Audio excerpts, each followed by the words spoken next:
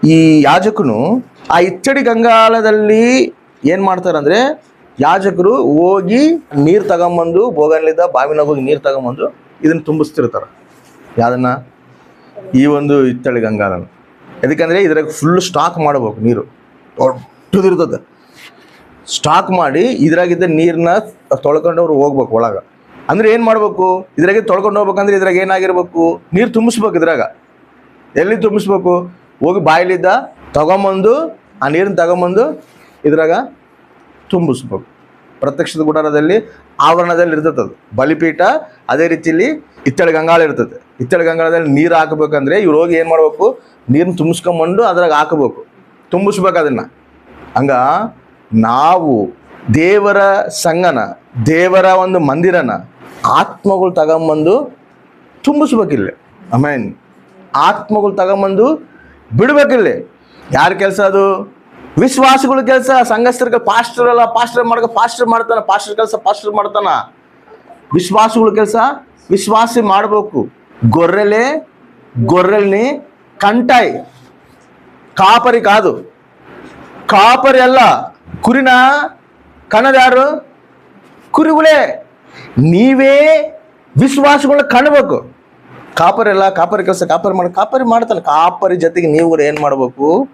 ಕಾಪರಿ ಹೆಂಗೆ ಪ್ರಯಾಸ ಪಡ್ತಾನೋ ನೀವು ಕೂಡ ನಿಮ್ಮ ಒಂದು ಪ್ರಯಾಸ ನೀವೇನು ಮಾಡ್ಬೇಕು ಗೊತ್ತಾ? ಇವ್ರು ಹೆಂಗೆ ನೀರು ತಗೊಂಬಂದು ಅದ್ರಾಗ ತುಂಬಿಸ್ತಾರೋ ಹಂಗ ನೀವು ಆತ್ಮಗಳು ತಗೊಂಬಂದು ತುಂಬಿಸ್ಬೇಕು. ಆ ಭಾರ ನಮ್ಮಲ್ಲಿ ಇರಬೇಕು. ದೇವ್ರ ತಲೆ ನಾವು ಹೋಗಿ ನಿಂತಾಗ, ಅಯ್ಯ ಈಗ ಈ ಸಂಘದಲ್ಲಿ ಇಷ್ಟು ಆತ್ಮಗಳು ನಾನು ನಡೆಸಿ ನೋಡು ಪ್ರಭು ಅಂತೇಳಿ ನಾವು ಸಾಕ್ಷಿ ಹೇಳುವಂಥವ್ರಾಗಿರ್ಬೇಕು. ಆ ಭಾರ ನಮ್ಮಲ್ಲಿ ಇರಬೇಕು. ಏನೋ ಬಂದಿವಿ, ಏನೋ ಕುಂತೀವಿ, ಏನೋ ಎದ್ದೋಗಿವಿ ಅನ್ನೋ ರೀತಿನಾಗಿ ಇರಬಾರ್ದು. ಆತ್ಮಗಳು ಸಂಪಾದಿಸಬೇಕು, ನಾವು ತುಂಬಿಸ್ಬೇಕು. ನಾವು ದೇವ್ರು ಕೇಳ್ತಾನ ನಾಳೆ ಲೆಕ್ಕ. ಏನಂತ ಕೇಳ್ತಾನೆ ಹೇಳು? ನಮ್ಮ ಆಸ್ತಿ ಅಂತಸ್ತು ಏನು ಕೇಳೋದಿಲ್ಲ ದೇವರು. ನೀನು ರಕ್ಷಣೆಯಲ್ಲಿ ಬಂದಿಯಲ್ಲ, ನೀನು ಎಷ್ಟು ಜನನ ರಕ್ಷಣೆಯಲ್ಲಿ ನಡೆಸಿ ಅಂತ ಕೇಳ್ತಾನ. ಇಲ್ಲಿದ್ದ ನಾವು ತಗೊಂಡೋಗುವಾಗ ಏನು ತಗೊಂಡೋಗೋದಿಲ್ಲ. ಏನು ತಗೊಂಡೋಗ್ತೀವಿ ಹೇಳು? ಆತ್ಮಗಳನ್ನ. ಆಮೇನ್. ಮತ್ತು ನೀನು ಇಲ್ಲಿದ್ದ ಆತ್ಮಗಳು ತಗೊಂಡೋಗ್ಬೇಕಂದ್ರೆ ಎಷ್ಟು ಆತ್ಮ ಸಂಪಾದಿಸಿ ನೀನು, ಆ ಲೆಕ್ಕ ಕೇಳ್ತಾನ ದೇವರು. ಅದಕ್ಕೆ ನಾವು ಇವಾಗೆಲ್ಲ ಪ್ರಯಾಸಪಟ್ಟು ನಾವು ಹೋಗಿ ಸ್ವಾರ್ಥಗಳು ಎದಕ್ಕೆ ಹೇಳು? ಆತ್ಮಗಳು ಸಂಪಾದಿಸಕ, ದೇವ್ರ ಸಲುವಾಗಿ ಆತ್ಮಗಳು ಸಂಪಾದಿಸಕ. ದೇವ್ರು ಮತ್ತೆ ಬರ್ತದನ. ಇವರೆಲ್ಲರೂ ನಾವು ಸಮಕೂರಿಸ್ಬೇಕಲ್ಲ, ಅದು ನಮ್ಮ ಬಾಧ್ಯತೆ ಅಲ್ಲ. ನಾವು ತುಂಬಿಸ್ಬೇಕಲ್ಲ. ದೇವ್ರ ರಾಜ್ಯದಲ್ಲಾಗ ನಾವು ತುಂಬಿಸ್ಬೇಕು. ಸಾತಾನ ರಾಜ್ಯ ಐತೆ, ಸಾತಾನ ರಾಜ್ಯದಲ್ಲಿದ್ದ ಅವ್ರನ್ನ ಎಳೆದು ದೇವ್ರ ರಾಜ್ಯದಲ್ಲಿ ನಾವು ತುಂಬಿಸ್ಬೇಕು. ಆಮೇನ್. ಆ ಭಾರಗಳಿಗೆ ಇರಬೇಕು. ಭಾರ ಅಂದರೆ ಒಂದಿನ ಇರೋದಲ್ಲ, ಅದು ಪ್ರತಿದಿನ ಭಾರ ಇರಬೇಕು. ಲಾಸ್ಟ್ ಒಂದು ಕತೆ ಹೇಳಿ ನಾನು ನಿಮಗೆ ಮುಗಿಸ್ತೀನಿ. ಏನು ಗೊತ್ತಾ? ಒಬ್ಬ ದೈವ ಸೇವಕನು, ಜಾನ್ ಸ್ಕ್ಯಾಡರ್ ಅಂತೇಳಿ ಒಬ್ಬ ದೈವ ಸೇವಕನು ಇರ್ತಾನೆ. ಎಲ್ಲಿ ಗೊತ್ತಾ? ಅಮೆರಿಕದಲ್ಲಿ ಇರ್ತಾನೆ. ಈ ಜಾನ್ ಸ್ಕ್ಯಾಡರ್ ಇದ್ದ ಡಾಕ್ಟ್ರ್. ನಿಜ ಸಂಘಟನೆ ಇದು, ನಡೆದಿರೋ ಸಂಘಟನೆ ಇದು. ಬೇಕಾದ್ರೆ ನೀವು ಯೂಟ್ಯೂಬ್ನಾಗೂ ನೋಡ್ರಿ, ಇತಂದು ಗೊತ್ತಾಗುತ್ತೆ ನಿಮಗೆ. ಈತ ಡಾಕ್ಟ್ರ್, ಕ್ರೈಸ್ತವನೇ. ಒಂದ್ಸರಿ ತಾನೊಂದು ಮ್ಯಾಗ್ಝಿನ್ ಓದ್ತಾನೆ. ಆ ಮ್ಯಾಗ್ಝಿನಲ್ಲಿ ಏನು ಬರೆದಿರ್ತದಪ್ಪ ಅಂತಂದರೆ, ನಶಿಸಿ ಹೋಗ್ತಿರುವ ಜನರು ಸಂಘದ ಬಾಧ್ಯತೆ ಅಂತ ಇರ್ತದೆ. ಏನು? ನಶಿಸಿ ಹೋಗ್ತಿರುವಂಥ ಜನರು ಸಂಘದ ಬಾಧ್ಯತೆ. ಸಂಘ ಏನು ಮಾಡ್ಬೇಕು? ಇಷ್ಟು ಜನ ನಶಿಸೋತಾರಲ್ಲ, ಇಷ್ಟು ಜನ ಹಾಳಾಗೋತಾರಲ್ಲ, ಸಂಘ ಆಗಿ ನಾವೇನು ಮಾಡಬೇಕು ಅನ್ನೋ ಒಂದು ಪುಸ್ತಕನ ಅದು ಓದ್ತಾನ. ಅಂದರೆ ನಮ್ಮ ಕೆಲಸ ಏನು? ನಶಿಸಿ ಹೋಗ್ತಿರೋರನ್ನ ನಾವು ರಕ್ಷಣೆದಲ್ಲಿ ನಡೆಸ್ಬೇಕು. ಸಂಘದ ಬಾಧ್ಯತೆ ಅದು, ನಮ್ಮ ಬಾಧ್ಯತೆ ಅದು ಆತ ಓದ್ತಾನೆ. ಓದಿ ಏನು ಮಾಡ್ತಾನೆ ಗೊತ್ತಾ? ಅಯ್ಯೋ ಹೌದಲ್ಲ, ನಾನು ಆತ್ಮ ರಕ್ಷಣೆಗಾಗಿ ನಾನು ಕೆಲಸ ಮಾಡ್ಬೇಕಲ್ಲ, ನಾನು ಸಂಪಾದಿಸ್ತೇನೆ, ಚೆನ್ನಾಗೈತೆ, ಆದರೆ ಆತ್ಮಗಳು ಅಷ್ಟೋದವಲ್ಲ, ನಾನು ದೇವ್ರಿಗೆ ಲೆಕ್ಕ ಒಪ್ಪಿಸ್ಬೇಕಲ್ಲ, ದೇವ್ರು ನನ್ನ ಹತ್ರ ಮಾತಾಡ್ತಾನಂತೇಳಿ ತಾನು ಒಂದು ಡಿಸೈಡ್ ಮಾಡ್ಕೊಂತಾನೆ. ಅಮೆರಿಕದಾಗಿದ್ದು ಈ ಭಾರತ ದೇಶಕ್ಕೆ ಹೋಗೋಣ, ಈ ಭಾರತ ದೇಶದಾಗ ಹೋಗಿ ನಾವು ಸ್ವಾರ್ಥ ಸಾರೋಣ. ಅಜ್ಞಾನದಲ್ಲಿ ಜೀವಿಸ್ತಿರೋಂಥ ಜೀವಿತಗಳು ಭಾರತ ದೇಶದಲ್ಲಿ ನನಗೆ ಕಾಣಕತ್ತವ. ಇವ್ರನ್ನ ಹೆಂಗಾದ್ರೂ ಮಾಡಿ ನಾನು ಪ್ರಭಾವಿತ ಮಾಡಬೇಕು, ದೇವ್ರ ಕಡೆ ನಾನು ನಡೆಸ್ಬೇಕು, ಇವ್ರಿಗೆ ಸ್ವಾರ್ಥ ಹೇಳಬೇಕು, ಸತ್ಯನ ಗ್ರಹಿಸುವಂತ ಇವ್ರಿಗೆ ಹೇಳಬೇಕು, ಇವರು ಅಸತ್ಯದಲ್ಲಿ ಅದಾರ ಅಂತೇಳಿ ತಾನು ಆತ್ಮಗಳು ಭಾರಲಿದ್ದ ಹೋಗಿ ಅವ್ರು ಏನಂತ ಕೇಳ್ತಾನೆ, ನಾನು ಭಾರತ ದೇಶಕ್ಕೆ ಹೋಗಿ ಸ್ವಾರ್ಥ ಹೇಳ್ಬೇಕು ಅನ್ಕೊಂತೀನಿ, ಅಲ್ಲೇ ನಾನು ಜನಗಳಿಗೆ ನಾನು ಟ್ರೀಟ್ಮೆಂಟ್ ಮಾಡ್ತೀನಿ, ನಾನು ಡಾಕ್ಟ್ರಾಗಿ ಅಲ್ಲಿ ನಾನು ಡಾಕ್ಟರ್ ಕೆಲಸ ಮಾಡ್ಕಂತ ನಾನು ಸ್ವಾರ್ಥ ಹೇಳ್ತೀನಿ, ನನಗೆ ಎದಕ್ಕೋ ದೇವ್ರು ನನ್ನ ಆತ್ಮ ಭಾರ ನನಗೆ ಇಡ್ತಾನೆ, ನಾನು ಹೋಗಿ ನಾನು ಸ್ವಾರ್ಥ ಹೇಳ್ಬೇಕು, ಅಲ್ಲಿ ನಶೋತಾರ ಜನಗಳು ಅಂತೇಳಿ ಹೇಳಿದಾಗ ಅವ್ರು ಏನಂತ ಹೇಳ್ತಾರೆ ಗೊತ್ತಾ? ಸರಿಯ ಇಷ್ಟು ನೀನು ಒಳ್ಳೆಯ ನೀನು ಆಲೋಚನೆ ನೀನು ತಗೊಂತಿದ್ದಿ, ದೇವ್ರ ಸಲುವಾಗಿ ಸೇವೆ ಮಾಡೋದು ನಮ್ಗೆ ಅದಕ್ಕಿಂತ ಭಾಗ್ಯ ಏನೈತೆ. ನಾವು ಹೋಗೋಣ ಭಾರತ ದೇಶಕ್ಕೆ ಅಂತೇಳಿ ಗಂಡ ಹೆಂಡತಿ ಇಬ್ಬರು ಮಕ್ಕಳು, ಹೆಣ್ಣುಡ್ರು ಇಬ್ಬರು ಮಕ್ಕಳು ಅಲ್ಲಿದ್ದ ಸೀದಾ ಭಾರತ ದೇಶಕ್ಕೆ ಬರ್ತಾರ, ಕಲ್ಕಟ್ಟಾಗೆ ಬರ್ತಾರ. ಅಲ್ಲಿ ಬಂದು ಏನು ಮಾಡ್ತಾರೆ ಗೊತ್ತಾ, ಅಲ್ಲಿ ಆಲ್ರೆಡಿ ವಿಲಿಯಂ ಕೇರಿ ಬಂದಿರ್ತಾನ. ಅಲ್ಲಿ ಆಲ್ರೆಡಿ ವಿಲಿಯಂ ಕೇರಿ ಇಲ್ಲಿ ಬಂದವಾಗ ಸುವಾರ್ಥ ಸಾರ್ತಾನ, ಸುವಾರ್ಥ ಸಾರಿ ದೇವ್ರ ರಾಜ್ಯನ ಕಡ್ದಾನ. ಬಂದು ಇದು ವಿಲಿಯಂ ಕೇರಿ ಮೀಟ್ ಆಗ್ತಾನ. ಮೀಟಾಗಿ ಇಲ್ಲಿ ವಾತಾವರಣಗಳು ಹೆಂಗದಾವ, ಭಾರತ ದೇಶವು ಹೆಂಗದಾವ ಏನಿಲ್ಲ ಎಲ್ಲ ತಿಳ್ಕೊಂತಾನೆ. ಅವಾಗ ಇಲ್ಲಿ ಭಯಂಕರವಾದ ಒಂದು ರೋಗ ಇತ್ತಂತ, ಅದೇ ಮಲೇರಿಯೋ ಯಾವುದೋ ಒಂದು ರೋಗ. ಆ ರೋಗಲಿದ್ದು ಭಯಂಕರ ಜನ ಸಾಯ್ತಾರಂತ. ಅಯ್ಯೋ ಭಯಂಕರ ಜನ ಸಾಯ್ತಾರ, ಇದನ್ನು ನಾನು ಹೆಂಗಾದ್ರೂ ತಡೆಗಟ್ಟಬೇಕಂತೇಳಿ ಇದು ಡಾಕ್ಟರ್ ಅಲ್ಲ, ಸ್ವಾರ್ಥ ಕೂಡ ಸಾರಕಂತ ಬಂದಾನಲ್ಲ. ಅಲ್ಲೇನು ಮಾಡೋಣ ಗೊತ್ತಾ, ಅವ್ರು ಎಲ್ಲರಿಗೆ ಟ್ರೀಟ್ಮೆಂಟ್ ಕೊಡ್ಕಂತ ಅದರಲ್ಲಿದ್ದ ಹಂಗೆ ಸ್ವಾರ್ಥ ಸಾರಕಂತ ಅದಾನ. ಆ ರೋಗ ಇವ್ರ ಮಗಳಿಗೆ ಬರ್ತದೆ, ಈ ಸಣ್ಣ ಹುಡುಗಿಗೆ ಬರ್ತದೆ. ಸಣ್ಣ ಹುಡುಗಿಗೆ ಬಂದಾಗ ಆ ಹುಡುಗಿ ಏನಾಗ್ತಾರೆ ಗೊತ್ತಾ, ಆ ರೋಗಲಿದ್ದ ಸತ್ತೋಗ್ಬಿಡ್ತಾಳೆ. ಇವ್ರು ಬಂದಿರೋದು ಎದಕ್ಕೆ, ಸ್ವಾರ್ಥ ಹೇಳಕ್ ಬಂದಾರ ಭಾರತ ದೇಶಕ್ಕೆ. ಅಲ್ಲೇ ಇದ್ದಿದ್ರೆ ಬೇಸ್ ಫುಲ್ಲು ಹೈಫೈ ಲೈಫ್ ಅವ್ರು ಮಾಡ್ಬೋದಾಗಿತ್ತು. ಇಲ್ಲಿ ಇವ್ರ ಆತ್ಮಗಳ ಸಲುವಾಗಿ ಬಂದಿದ್ರೆ ಆ ರೋಗ ಇವ್ರ ಮಗಳಿಗೆ ಬಂದು ಇವ್ರ ಮಗಳು ಸತ್ತೋಗ್ಬಿಡ್ತಾಳೆ. ಅವಾಗ ಅವ್ರು ಏಂತಿ ಬಂದು ಹೇಳ್ತಾಳೆ, ಅಯ್ಯ ಇಲ್ಲಿ ಎದಕ್ಕೋ ವಾತಾವರಣ ಸರಿಯಿಲ್ಲ, ಬರೋಕ್ಕಿಲ್ಲ, ನಮ್ಮ ಮಗಳು ಸತ್ತೋಗ್ಬಿಟ್ಲು, ಇನ್ನು ನಾವು ಇಲ್ಲಿದ್ದ ಹಿಂದಿರುಗಿ ಹೋಗೋದೆ ಬೆಸ್ಟ್, ಇಲ್ಲಿ ಸೇವೆ ಮಾಡೋಕ್ಕೆ ನಮ್ಮ ಕೈಲಿ ಆಗೋದಿಲ್ಲ ಅಂಥೇಳಿ ಆಕೆ ಹೇಳಿಲ್ಲ. ಆಕೆ ಏನಂದ್ರೆ ಗೊತ್ತಾ, ಮಗಳು ಹಿಂಗಾಗಲ್ಲ ಅಂತೇಳಿ ನಾವು ಹಿಂತಿರುಗಿ ಹೋಗೋದು ಬೇಡ, ನಾವು ಎದಕ್ಕಾಗಿ ಬಂದೀವೋ, ಎದಕ್ಕಾಗಿ ದೇವ್ರು ನಮ್ಮನ್ನ ಇಲ್ಲಿ ಕಲಿಸನೋ ಆ ಕೆಲಸ ನಾವು ಪೂರ್ತಿ ಮಾಡ್ಬೇಕು. ಆಮೇನ್. ಇಲ್ಲಿರೋ ಆತ್ಮಗಳನ್ನ ನಾವು ದೇವ್ರ ಕಡೆ ನಡೆಸ್ಬೇಕು, ದೇವ್ರ ರಾಜ್ಯ ನಾವು ತುಂಬಿಸ್ಬೇಕು, ಅದಕ್ಕಾಗಿ ನಾವು ಪ್ರಯಾಸ ಪಡಬೇಕು. ಅಬ್ರಾಹ್ಮ ಹೆಂಗ ದೇವ್ರು ಹೇಳಿದ ಮಾತಿಗೆ ಮುಂದೆ ಬಂದು ಮತ್ತೆ ಹಿಂತಿರುಗಿ ಹೆಂಗೆ ನೋಡಿಲ್ಲೋ ಹಂಗೆ ನಾವು ಕೂಡ ಹಿಂದೆ ತಿರುಗಿ ನೋಡೋದು ಬೇಡ. ಇನ್ನು ನಾವು ಸತ್ರು ಬದುಕಿದ್ರೆ ಇಲ್ಲೇ ನಾವು ಇವರು ಆತ್ಮಗಳು ನಾವು ಹೆಂಗಾದ್ರೂ ಮಾಡಿ ದೇವ್ರ ರಾಜ್ಯಕ್ಕೆ ನಾವು ನಡೆಸ್ಬೇಕಂತೇಳಿ ಒಂದು ತೀರ್ಮಾನಗಳಿಗೆ ಸೇವೆ ಮಾಡ್ತಾರೆ. ಸೇವೆ ಮಾಡ್ಕೊಂತ ಹಂಗೆ ಇದು ಮಾಡ್ಕೊಂತಿರ್ತಾರೆ. ಸ್ವಲ್ಪ ದಿನ ಆದಮೇಲೆ ಆಕಿ ಮಗಳು ದೊಡ್ಡಳಾಗ್ತಾಳೆ.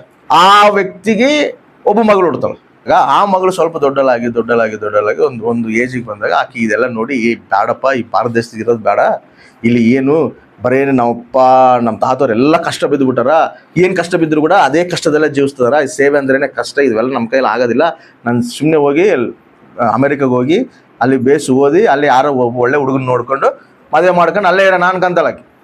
ಸರಿ ನಾನು ಓದ್ತೀನಿ ಅಂತೇಳಿ ಈಕೆ ಬಿಟ್ಟು ಭಾರತ ದೇಶ ಬಿಟ್ಟು ಹೋಗ್ಬಿಡ್ತಾಳೆ. ಹೋಗಿ ಅಲ್ಲೇ ಇರ್ತಾಳೆ, ಅಲ್ಲೇ ಇದ್ದು ಅಲ್ಲೇ ಓದಿ ಅಲ್ಲೇ ಒಬ್ಬ ಹುಡುಗನ ನೋಡಿ ಮದುವೆ ಮಾಡ್ಕೋಬೇಕು ಅನ್ಕೊಂಡಿರ್ತಾಳೆ. ಒಂದಿನ ಅವ್ರ ಅಮ್ಮಗೆ ಸರಿಗಿರೋದಿಲ್ಲ, ಆರಾಮಿರೋದಿಲ್ಲ, ಅವ್ರ ಅಮ್ಮಗಳು ಸುಸ್ತಾಗಿರ್ತದೆ. ಈಕೆ ಏನು ಮಾಡ್ತಾಳೆ ಗೊತ್ತಾ, ಭಾರತ ದೇಶ ಫಾರಿನ್ಲಿಂದ ಬರ್ತಾಳೆ ಭಾರತ ದೇಶಕ್ಕೆ ಅವ್ರಮ್ಮ ನೋಡೋಕ್ಕಂತೇಳಿ. ಅವ್ರಮ್ಮ ಸುಸ್ತಿರ್ತಾರೆ, ಅವ್ರಮ್ಮ ತಾಗೆಲ್ಲ ಮಾತಾಡಿ ಸರಿ ಅಮ್ಮ ಅಂತೇಳಿ ಅವತ್ತು ರಾತ್ರಿ ಅವ್ರಮ್ಮ ಮಕ್ಕಂಡಿದ್ರೆ ಈ ಹುಡುಗಿ ಬೈಬಲ್ ತೆಗೆದುಕೊಂಡು ಓದ್ತಿರ್ತಾಳೆ. ಓದ್ತಿರುವಾಗ ಒಬ್ಬರು ಬಂದು ಬಾಗಿಲು ತಡ್ತಾರೆ. ಈ ಹುಡುಗಿ ಹೋಗಿ ತೆಗಿತಾಳೆ ಬಾಗಿಲು. ಯಾರಪ್ಪ, ಒಬ್ಬ ಬ್ರಾಹ್ಮಣನು ಬಂದು ಬಾಗಿಲು ತಟ್ಟಿ, ಅಮ್ಮ ನನ್ನ ಹೆಂಡತಿ ಡೆಲಿವರಿಗೆ ಫುಲ್ಲು ನೋವುಗಳು ಬರ್ತದವ, ನೀನು ಫಾರಿನ್ಲಿಂದ ಬಂದಿಯಲ್ಲ, ನೀನು ಬಾಮ್ಮ, ನನ್ನ ಮಗಳಿಗೆ ಡೆಲಿವರಿ ಮಾಡಬಾ ಅಂತ ಕರಿತಾನವ. ಯಾರು, ಬ್ರಾಹ್ಮಣನು.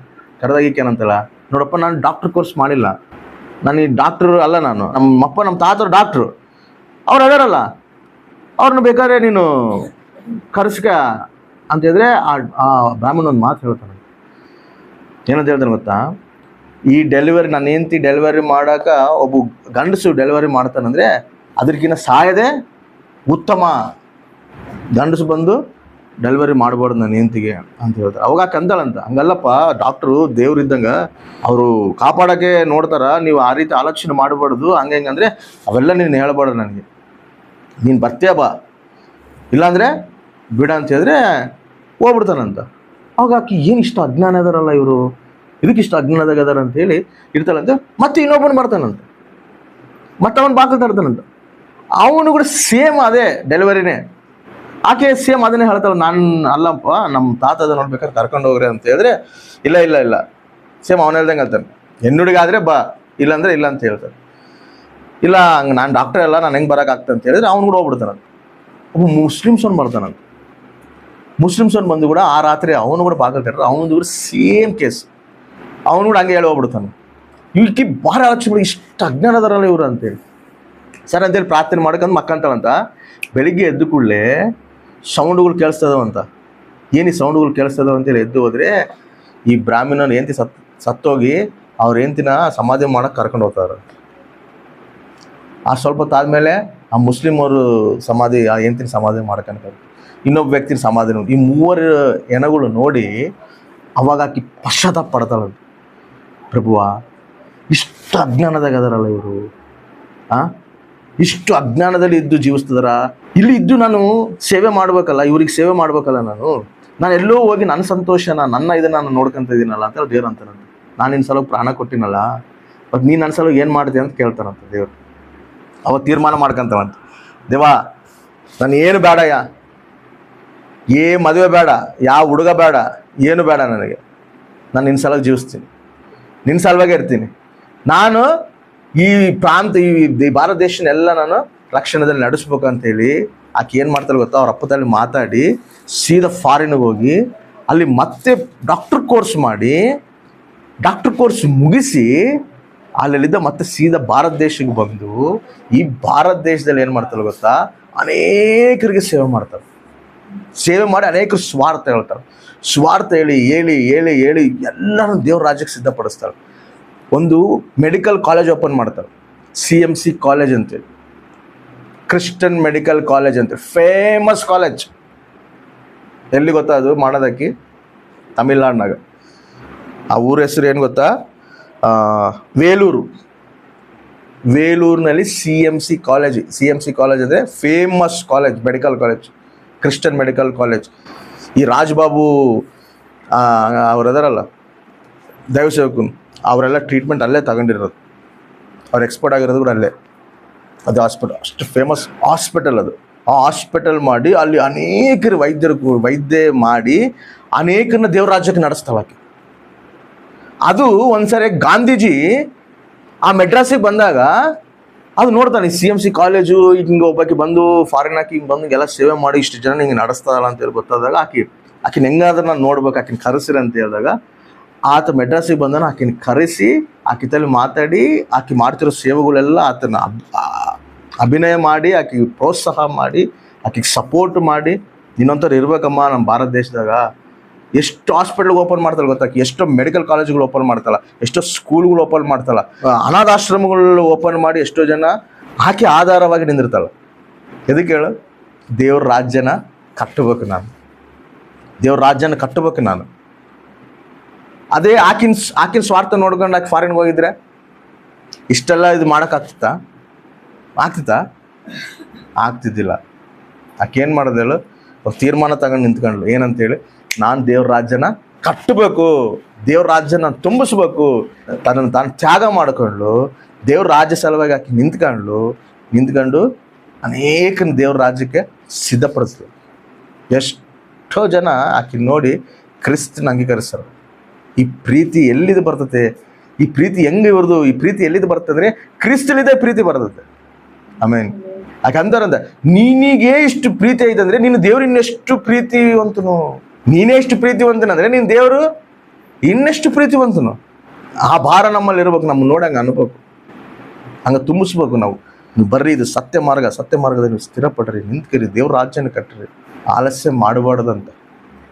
ಅದಕ್ಕೆ ವ್ಯಕ್ತಿ ಹೈದ್ರಾಬಾದ್ಲಿದ್ದ ಒಂದು ಹಳ್ಳಿವ್ರಿಗೆ ಹೋಗ್ತಾರೆ ಸ್ವಾರ್ಥ ಸಾರಾಟ. ಹಳ್ಳಿವ್ರಿಗೆ ಹೋಗಿ ಸ್ವಾರ್ಥ ಸಾರ್ತಿದ್ರೆ ಪಾಸ್ಟರ್ಗಳು ಸ್ವಾರ್ಥ ಹೇಳ್ತಿದ್ರೆ ಒಬ್ಬ ಮುದುಕಿ ಬರ್ತಾಳಂತ.